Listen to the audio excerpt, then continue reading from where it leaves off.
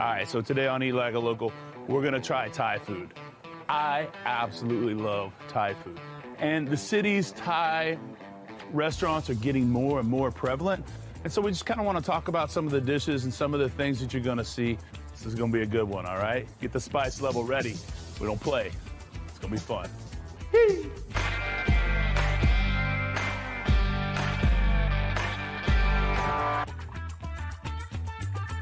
Today we're on the east side of 45, right off of Cavalcade and Fulton. This is Asia Market Restaurant. One of my favorites of all time. I learned about Thai food here. The owners would teach me how to cook it, how to serve it, how to eat it, the flavors, the textures. There are 2 or 3 restaurants that have a very similar name within just about a half a mile from here. So when you're traveling, when you're coming to eat or you're getting it to go, Asia Market Thai Restaurant. Let's go talk about it. I got a friend we're meeting here. He's a chef out of Austin. Him and his wife are in town. We're gonna have a great lunch, all right? Let's do this. Yeah, Kevin and Ali think with me today. It just worked out that you guys were in town. You have restaurants in Austin, you have restaurants in San Antonio. Yeah. Your first restaurant was? Emmer and Rye. Emmer and Rye. Second? Hestia and Calimocho. Henbit. So Emmer and Rye was all farm to table and sustainability and dinner. And we wanted to see how we could do that in a lunch and a quick casual concept. Yeah. So that's where Henbit kind of evolved. You've also got? Ladino is Mediterranean. And then you just opened? Isal. We just opened Kanji about a year and a half ago. Blowing the doors off too on all these things too. Yeah, it's crazy. That's a fun space. Kind of ties in like this spot, right? Oh, my God, I'm so Asian excited. Market, I would come in all the time. And Lawrence would talk to me. He's like, what are you doing here all the time? And I was like, no, I just want to learn. And he's like, well, you need to try this. You need to try this. Get this. Try this curry paste. Try this product. Let me get you this. You need to have toasted rice in there. What are you doing wrong? Like, but this is the one I learned from when they came over here. Yeah, it kind of blew me away. Yeah, what do we have? Green papaya salad, perfect. Lots of fish sauce, lots of kind of lime and sugar and chilies. I only went with a 3 because I've had a 5 here, and I regretted my life for the rest of the day. So it was one of those things like, you guys don't BS. Yeah. Like when you say 1, it's lame. When you say 5, hold on, we're going for a ride. So this is how I like papaya salad. I love the papaya itself, but I just want sticky rice and fish sauce. So I'm a little nervous for even what a 3 is, but we're gonna go for it. No, it's not so bad. Okay. So just green papaya, the Thai mortar and pestle, and we throw the papaya in with the lime and the green beans and the chilies and fish sauce, sugar, and just pack, Yeah. and it comes out. It's so fresh. Yeah, So texturally fun. Yeah.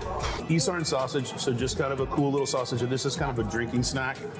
Peanuts and chilies, and you just sit back and pop however you want to do it. Satay, kind of the classic Thai thing, always good. Mutad, which is, this is just basically marinated and fried pork. It's what they call pork jerky. It's delicious. And I just I take this jerky and I just smash it down into the rice. And then dunky. I'm gonna duplicate that.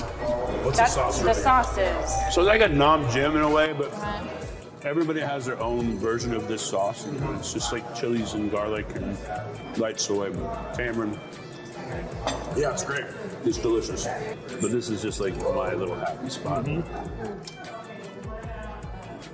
And a little curry puff, but the dough on here is always so beautiful. Yeah.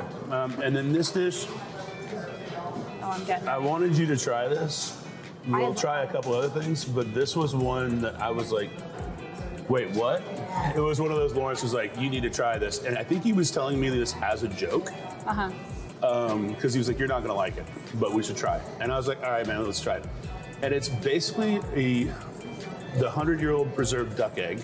Okay. And it's not 100 years anymore. I'm sure it was in the past, but like, can you imagine waiting for a dish like, running low on those eggs, how far? Oh, we got 4 more years. Like, yeah, no. So the next generation. Yeah, so they're kind of fermented and wrapped in clay and pressure steamed or pressure cooked. And it just gives you this gelatinous-y texture. If you are a big fan of eggs, just like the flavor of egg, this is egg intensified. I've always wanted to try these. Yeah. The texture is totally surreal to me. And then like super creamy on the inside. Interesting. Oh yeah, look at that. It's like custard. It's so good. It's interesting. It's interesting, like the white is almost like the texture of like a beef gelatin. Yeah. Right? It's just like lightly set in those like bouillon cubes or something like that. And it has this like obviously like funk to it, but it's still really clean, really delicious. Like as you said, super rich. I'm very into it. It is one of those flavors when you eat something you're like, I don't know what I'm processing here. That's really cool. For me, it's the texture of the yolk. It's like custard. It's There's nothing like it. No. And when you walk through like an Asian market and you see these things, you're like, yeah, no, I'm never going that route. Yeah. But then when you have it in this preparation, it's one of those things that just opens your mind up and like, oh wow, that's eggy and delicious. for sure. These These are some of my favorites. No, these are one of my absolute favorite things. Yeah. They're just like lightly soured and fantastic. I could eat a lot of these. Always order the one funky thing. Get what you normally like. Order something off a weird part, so that you can have this experience in life and be like, I actually like this a lot. You know? It's the easiest way to travel.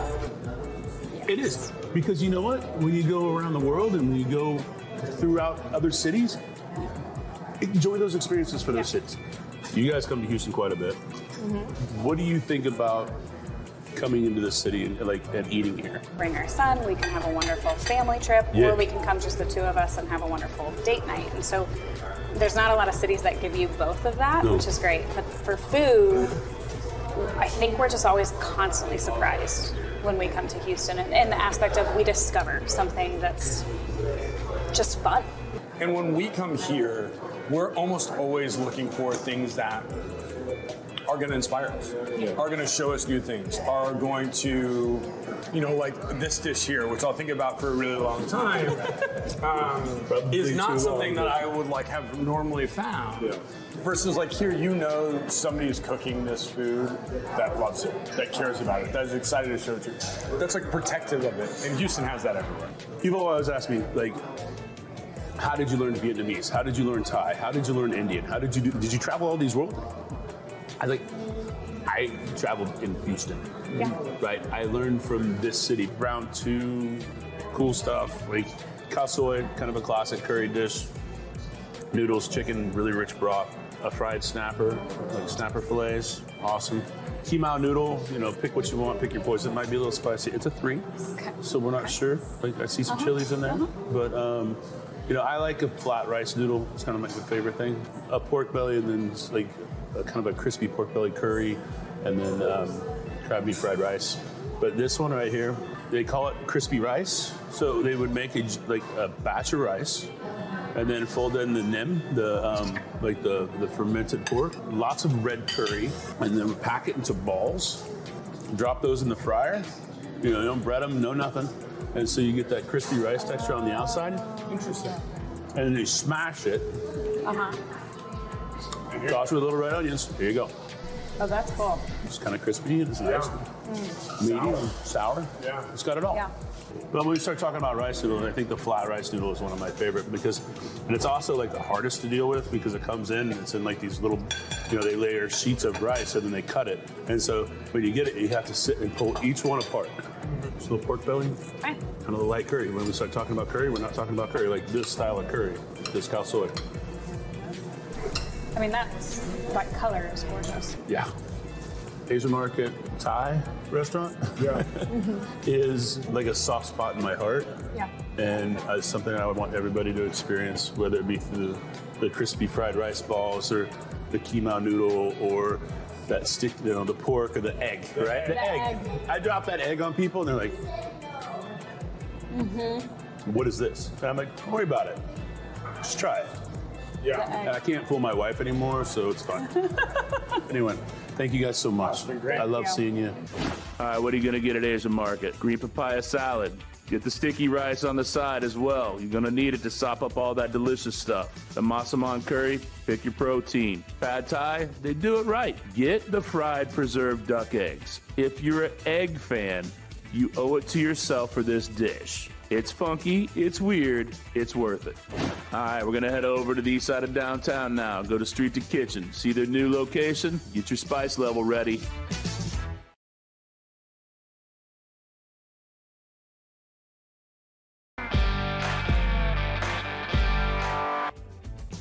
Street to Kitchen.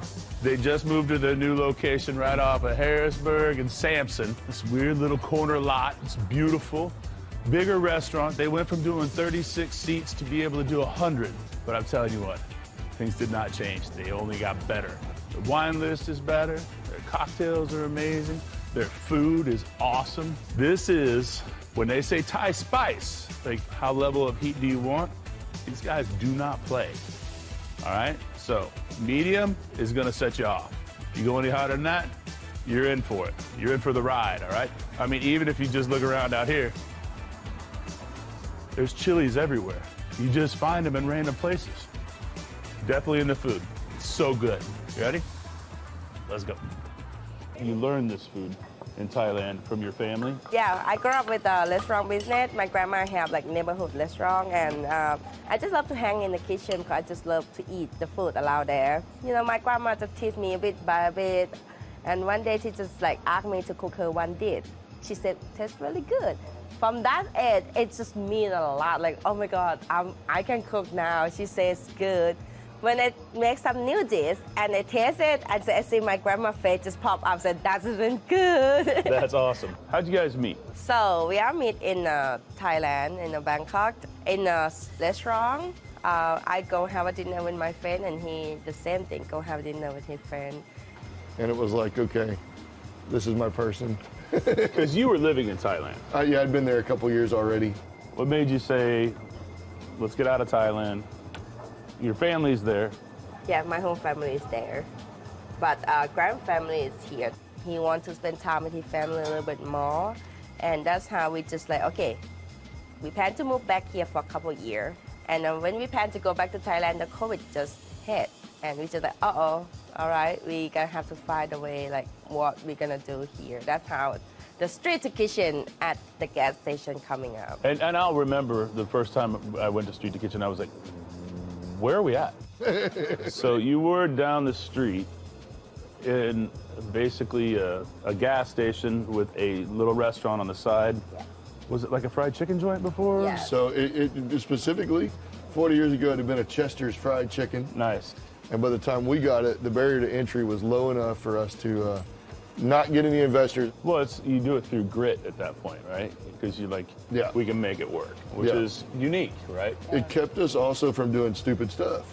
Yeah. Because when you don't have resource, you're literally having to go the hard way, and everything has to be efficient. And meanwhile, G's like, I want people to know that I love what I do, and I'm not changing my recipes for anybody. You're unapologetically Thai. Unapologetically Thai and unapologetically chef-driven. So it was new for people, right? You go to most Southeast Asian places in America, and you're going to be able to change whatever you want. Yeah. She said, nope, I'm not compromising. Yeah.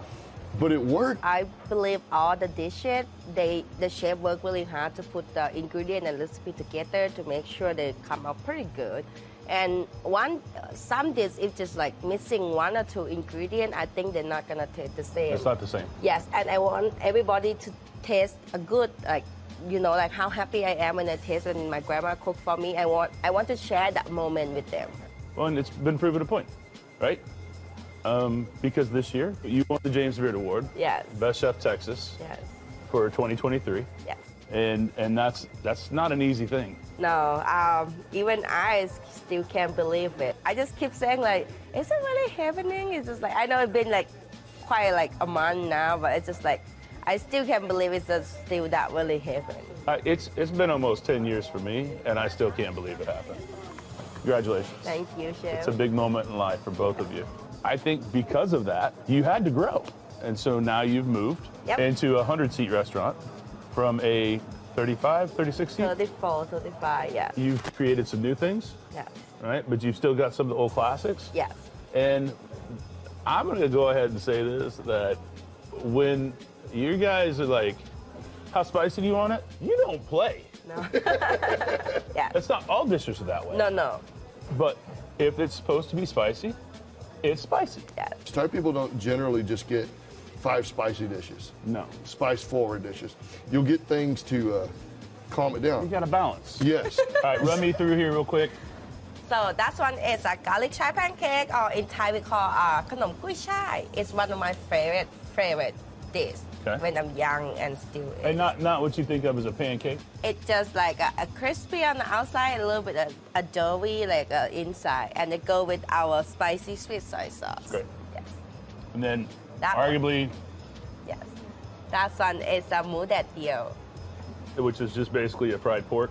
Like marinated fried a pork. soft version of the jerky, pork jerky. Yes. Which I is, named it pork sticks because when we were gonna do it, I thought it was gonna look like a stick. It looks nothing like a stick, but the name stuck. it should stick. It should stick. And then, We have a green curry chicken. Okay. We have a pad see ew pork, crispy pork belly, and a sangwa shrimp. It's tiger prawn shrimp, fry it, go with a fish sauce, lemon juice, and fresh like lemongrass, shallot, some magood leaf, Thai chili, and top with crispy shallot. So it gets a little bit of sour, sweet, and saltiness in there, and more like spice kick from the chili and some kind of like lemongrass in there. you can, it just permeates flavor. Sticky rice. Okay. This is made for the hands. You want to squeeze some to the top, break off what you want. In the palm of your hand, you're gonna kind of make it a ball. And then you'll take this pork, do a little dip. This is gonna be the perfect bite. I love sticky rice. Me too. This is a take on what we would know, a papaya salad, Yeah. right? Same flavors with corn. You tell me. So, okay, so this is more like a fermented fish sauce, salad with corn and a shrimp in there. But it's no green papaya, but the same technique, just kind of ingredient familiar to the som tam one. Yes. Okay. So I always like the sticky rice part of the deal is my favorite. Yeah, dip in the sauce. Yeah, it's Yeah. the best. So And it there's- kind of judges where I'm going after that. you eat just like a Thai. Yeah. That is perfect. Yeah. For those that like spice, Yeah. this is your heaven. You got corn in here. Have some long green bean, shallot, culantro, some Thai chili and tomato, and chili tomato in there. It's different. It's so good. Thank you. You know, it's one of those things that's like, oh, they're a little warm. Yes. Super flavorful. Thank you. Very so fresh. much. Thank you. Great chili aspect to it. It's a good kick. Yeah. That's why this kind of dish is perfect for like a bar food in Thailand. When you go to a bar in Thailand, you have whiskey, you have a soda, and you have that spicy dish and some turkey and bellies go with it. It's kind of perfect match to just and have a chit chat with friends, you know, We have call a it good time. what gapgam. Yeah, that will bring you up a little bit. I'm cleared out. And this is probably like a medium hot. For me, yeah. Yeah. Medium for street to kitchen. If you're going to your local Thai spot, right, that's in your neighborhood, you kind of expect something like this, right? A noodle dish. Yeah. Not per se this. This, no. This, not a chance. This, only here. This, pretty much only here. That, you're going to get different versions of it. Different, yes. But that is fantastic. Thank you. If you want the true, like a Thai experience with a aggressively awesome wine list that really goes with this. Thank you. Champagne, some Riesling, some fun stuff. Like you have thought process into it, which is beautiful. Thai food spicy is meant to be lean into it. I don't need residual sugar To come to back. quench it. So Yeah. I believe champagne is the perfect pairing. When you're in Thailand, you'll remember, you've been there, chef, whiskey bottles on every table. Yeah. But once you have whiskey and Thai food, you get it immediately. It's like a perfect pair as well. All right, so hold up. Let's talk about this for a second. I'm not even sure what's in Thai tea. I know it's a lot of stuff, but this one Special. has whiskey in it, Yes. Japanese toki. and it's frozen. Yep. So I mean, it's that's awesome. I have 2 glasses a day before we open the restaurant because you still don't lost the tea flavor. No. Like you still don't lost the Thai tea. It's balanced so well. It's not too strong with whiskey, and it's not too strong with the Thai tea. It's not too sweet. You guys are doing it right. Congratulations on the new spot. Thank you so much. Thank you. All right, let's get back in the kitchen. Let Chef G show us how she rocks these tiger prawns.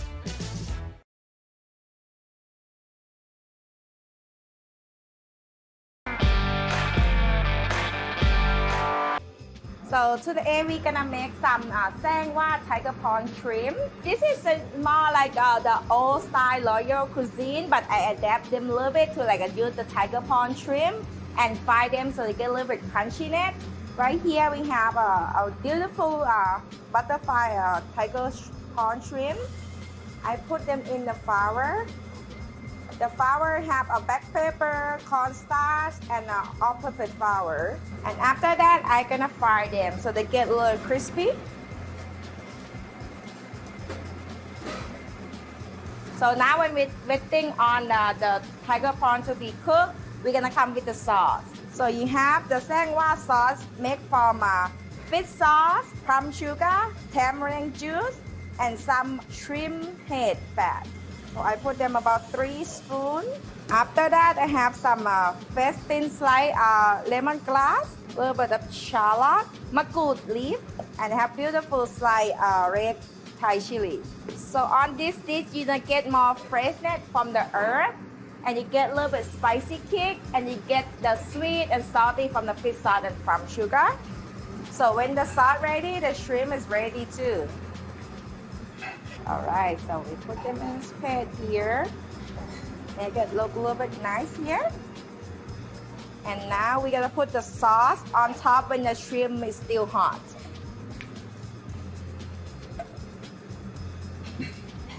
So now it's a tiger prawn shrimp sangwa from Street to Kitchen. All right, what to get at Street to Kitchen? Chai pancake, delicious. Fried pork sticks, I'm all in. Green curry, yeah. Don't sleep on those tiger prawns though. The adult Thai tea, delicious. Other Thai places I like to hit up. Nita Thai down in Montrose, Ving Thai on Long Point, Asia Market, Thai and Lao, Street Food, Thai Market, all fantastic.